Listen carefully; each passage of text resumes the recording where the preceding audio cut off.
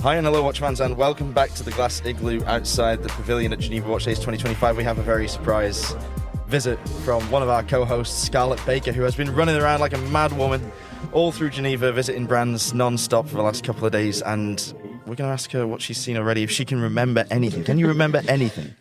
There's a few in my head right now. There's a lot of watches going around. Hello, everybody. I'm back. I've been MIA for a little bit, but I am here. I've literally just ran to the igloo and harassed Rob and been like, let me on for 5 minutes. Okay, so this is really a snapshot of what's happened for the last couple of days. And where have you been already? Where are you going to in a second? I mean, at this point, I feel like I live in Beau Rivage, where all the brands are pretty much exhibiting. Could be worse. I know. In a second, I'm about to go and moderate a panel for the FHH for the new accreditation. We're doing a duel. So we've got I Am Casa, Nicolas Anselm from Les Rabiers, and Bryn from Dimepiece. We've got guests in the audience that can basically take on these influencers and try and win FHH accreditation, which would be cool. They can take them on. What do you mean, take them on? So they're going to have a set of questions. So there's 3 levels to the accreditation that you get from the FHH.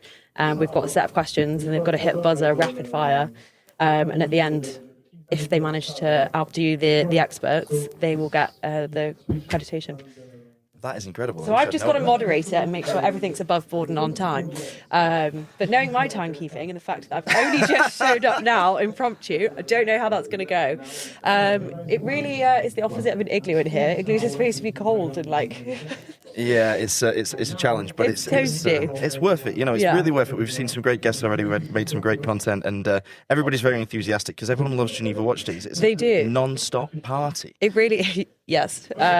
Seen a few people this morning with some sore heads, myself included. But no, it's been like whistle stop. Like, I've seen so much great stuff. I mean, this morning I just went to go see Bulgari to see their new Octo Finissimo that they've done in collaboration with a really cool artist. His name has now evaded my memory, but they were talking me through the watch, and like the bracelet and the case is so incredible of how it's been filed. And they were saying to me that Fabrizio had a conversation with the artist, and whilst they were planning it, he quite literally got a nail file. I was like starting to file away at the bracelet, which is kind of, it seems sacrilegious to do that, but the effect of it looks really cool. Yesterday, another standout for me was Denison, their new Jewel Times, really cool. I think there's something really interesting to be said about the juxtaposition of like 2 stones on the dial. That was really interesting. And I'm a stickler for Tiger's Eye. I won't be talking about onion crowns today. Have seen a few. That's what we all come here for. There is a very lovely onion crown I've seen, but I'll come back to that later. That's after hours. That's TRTS XXX. That's for later on. You've got to pay. You've got to pay for that. We'll get you on at night. Shall we get you on at night when you've had a few drinks? Then you can talk about the onion crown. Then I'll really go to town. Get fans on the go. But I'll be jumping on the mic properly tomorrow. I'm doing some fun interviews, so that'll be good. But yeah, what else have I seen? Well, I'm going to go see Zenith and Tag Heuer this afternoon. Gerard Perregaux as well. I'm going to go see Ulysse Nardin. Very cool. We just had Mathieu on. He's great. We love him. He's so good. Yeah. And have you seen the new watch? Yeah. Oh my God. Unreal. It's unreal. Ruthenium? Well, it's like crystallized ruthenium, or in the same family of ruthenium. Yeah. It's just nuts. And like they leave it for sort of a week for the process to sort of take place. Yeah, it was really cool.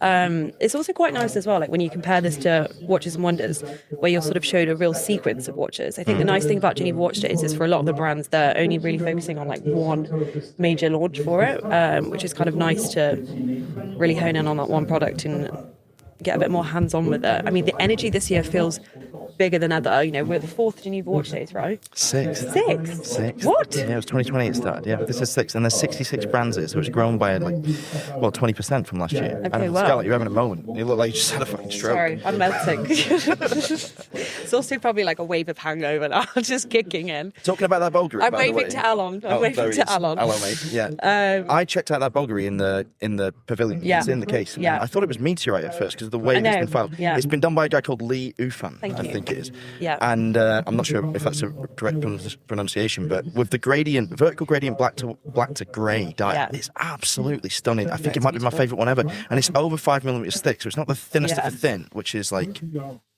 perfect for me. Alon's waving at us through the window.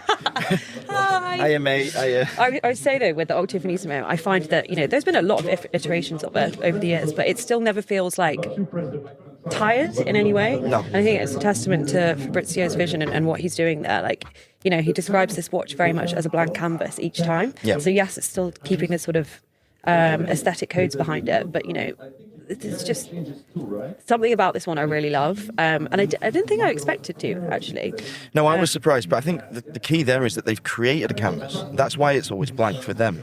What do you want? Yeah, I want glasses. You want what's on this? It is pretty bright in it. Yeah. Oh my god.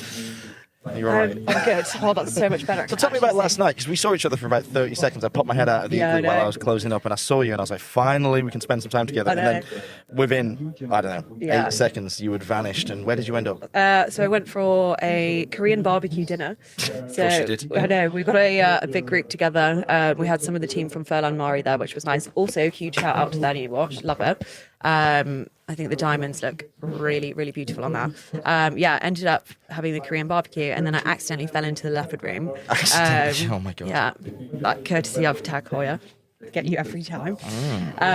Which was good fun. But I was smart. Only had one drink.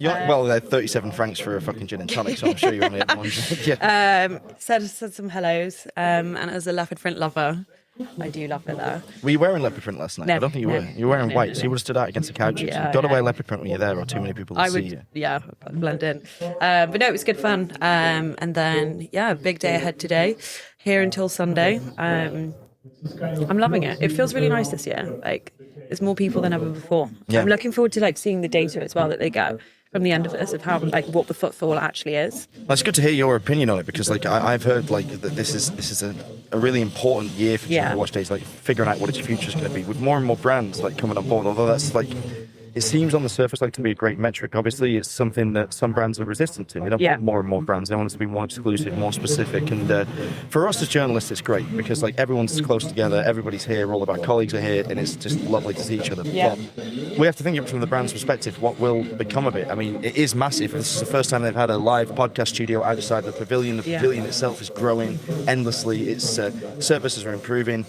I want it to continue. I guess you want it to continue as well. Absolutely. I mean, one thing I do want to add to this as well is I think the thing that's sort of shifting as well, and maybe this is gearing towards this idea of really getting the attention of these newer consumers and clients that are coming through and doing things a bit differently. The activations that people have posted as well have been really interesting. Mm-hmm. So, for instance, Bulgari, they had one the other night, and it was on the other side of town.